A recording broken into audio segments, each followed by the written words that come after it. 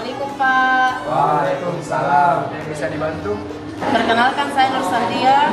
Saya Emi dari SMA Negara 2. Kami berhubung kemarin kita mengajukan laporan untuk meminta izin mewawancarai Pak Kapolsek beserta jajarannya. Dan hari ini kami diizinkan untuk datang mewawancarai. Untuk tujuan kami ke sini untuk memenuhi tugas dari Bu Guru yang diberikan kepada kami. Berhubung kami di sini, apakah kami diberikan izin untuk mewawancarai Kapolsek beserta jajarannya? Untuk memenuhi tugas adik, saya mempersilakan untuk menemui Pak Kapolsek dan selanjutnya akan diantar oleh Bapak Ali. Ikuti saya.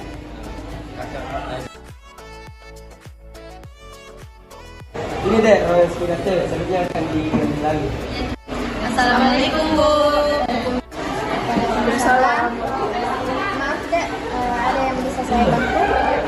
Kami dari SMA Negeri 82 ingin memenuhi tugas kami yaitu mewawancarai Pak Kapolsek beserta jajarannya. Jadi apakah boleh kami meminta tolong kepada Ibu untuk mengarahkan? Tapi sebelumnya Bu, saya ingin bertanya, tugas SPKT itu apa sih Bu? Nah, jadi begini, SPKT itu merupakan sastra pelayanan kepolisian terpadu yang bertugas untuk memberikan pelayanan pertama dalam melaporkan sesuatu. Nah, misal ada ini mau memberikan laporan kepada pihak kepolisian. Nah, di sini SPKT itu bertugas untuk memberikan laporan tersebut untuk dibawa ke Kapolsek. Apa masih ada yang bisa ditanyakan? Jawaban yang diberikan oleh Ibu sudah cukup bagi kami. Oke dek, mari saya antar ke beberapa jajaran Kapolsek.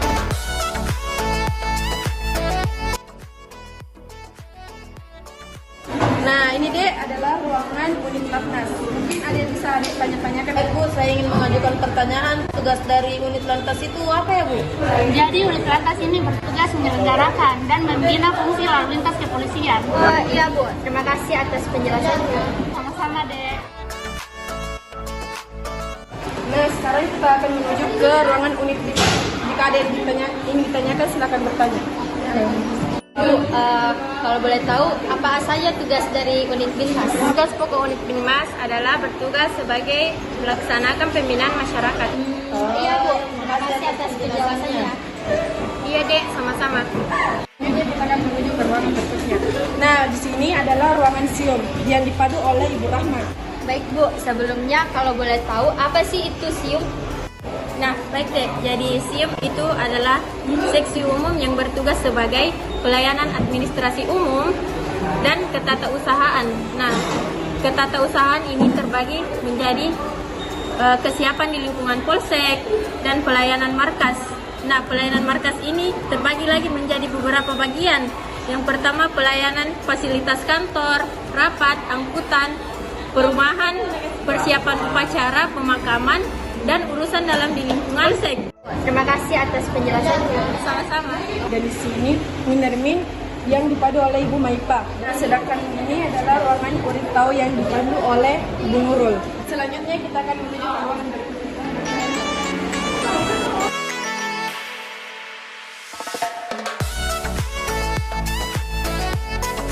Nah, sekarang kita beralih ke ruangan Sipolsek. Nah, ini dia ruangan Sipolseknya.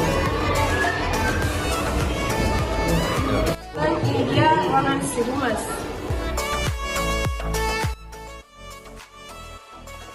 Nah, sekarang ini dia ruangan Sabhara. Nah, ini dia ruangan unit reskrimnya. Kita berada di ruangan unit bintang K.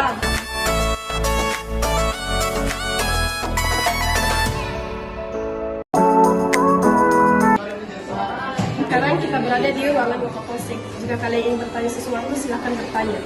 Isi Pak, mohon maaf mengganggu waktunya. Jadi kami dari SMA Negeri 82 ingin memenuhi tugas kami yaitu mewawancarai Pak Kapolsek. Tapi sebelum itu Pak, apakah Bapak mengizinkan kami untuk menemui para tahanan? Baik, mari saya antar ke ruang tahanan.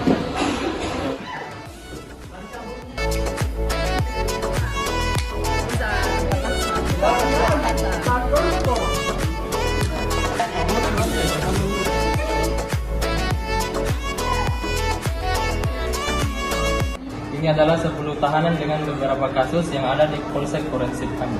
Baik, selanjutnya mari saya antarkan ke ruang Kapolsek.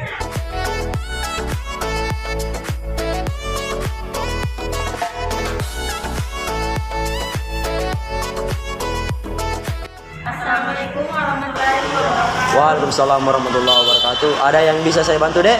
Kami dari SMA Negeri 8 Goa ingin mewawancarai Bapak, apakah kami diberikan izin? Sebelumnya Adek berasal dari sekolah mana? Kami dari sekolah SMA Negeri 8 Goa ingin memenuhi tugas yang diberikan kepada kami untuk mewawancarai Bapak.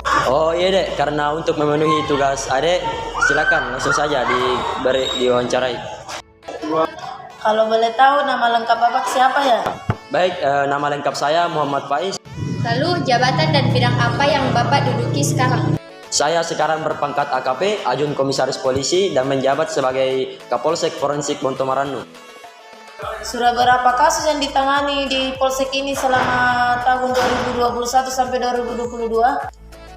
Kalau tahun 2021 saya belum di sini, saya masih menjabat di Kapolsek Borlas sebagai Wakapolsek.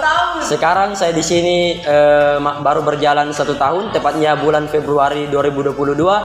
Semenjak saya menjabat di sini sudah ada 10 laporan yang saya terima dengan kasus yang berbeda-beda. Di antaranya ada yang melanggar pasal 340 KUHP tentang pembunuhan berencana, Undang-Undang nomor 3 tahun 1971 tentang pembegalan, Undang-Undang nomor 35 tahun 2009 tentang penyalahgunaan narkotika, pasal 45 ayat 3 UITE 2016 tentang pencemaran nama baik, pasal 363 tentang pencurian, pasal 289 tentang perlindungan anak, dan pasal 44 nomor 23 tahun 2004 tentang KDRT.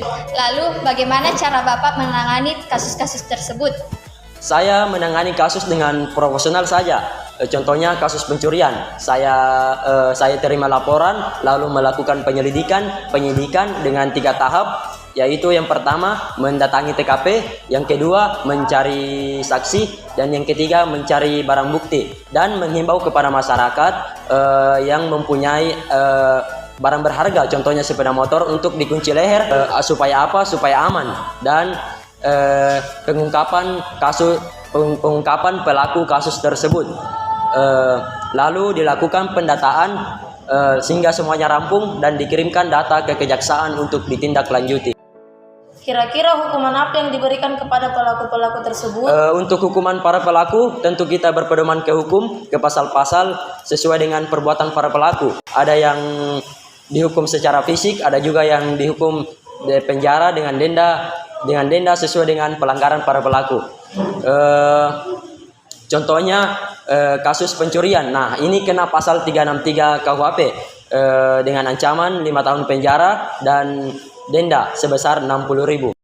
Kasus apa yang paling kejam menurut Bapak yang terjadi di Kapolsek ini?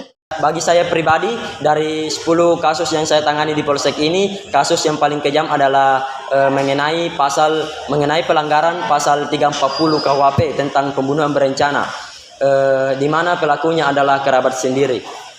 Awal mula kasus ini terungkap adalah ketika pelaku berpura-pura melapor sebagai saksi atas ditemukannya kerangka manusia yang sudah hangus terbakar di kebun. Langsung kita kirimkan anggota ke TKP untuk mencari barang bukti. Selanjutnya kita interogasi pelapor. Nah, saat diinterogasi kita tanya-tanya, sengaja kita kasih pertanyaan yang menjebak. Salah satu pertanyaannya adalah korban terbakar hidup-hidup atau tidak. Nah, di sini pelapor keceplosan menjawab tidak, dia sudah meninggal sebelum saya bakar. Nah, di sini kita sudah tahu dan yakin bahwa dialah yang telah membunuh korban. Ditambah dengan saksi bahwa pelapor sempat bertengkar dengan korban 3 hari sebelum kejadian. Awalnya pelaku mengelak dan akhirnya dengan rasa penuh penyesalan dia akui perbuatan bejatnya itu. Dia sekarang ada di dalam, masih diproses dan akan dipindahkan ke rutan Pondok Bambu. Kasus apa yang sedang marak terjadi di kalangan anak muda sekarang, dan bagaimana cara anak muda sekarang untuk menghindari? Kasus yang sering terjadi di kalangan anak muda, termasuk telah terjadi di Polsek kita, tidak lain dan tidak bukan adalah mengenai pelanggaran Undang-Undang nomor 35 tahun 2009 tentang penyalahgunaan narkotika. Maraknya penyalahgunaan narkotika di kalangan remaja disebabkan oleh beberapa faktor. Di antaranya adalah rasa penasaran yang tinggi. Karena sering mendengar kata narkoba dan obat sejenis lainnya, sehingga memicu rasa penasaran mereka untuk mengetahui dan mencoba, disertai dengan faktor tren dan lingkungan pertemanan yang memicu seseorang untuk mencoba obat terlarang ini.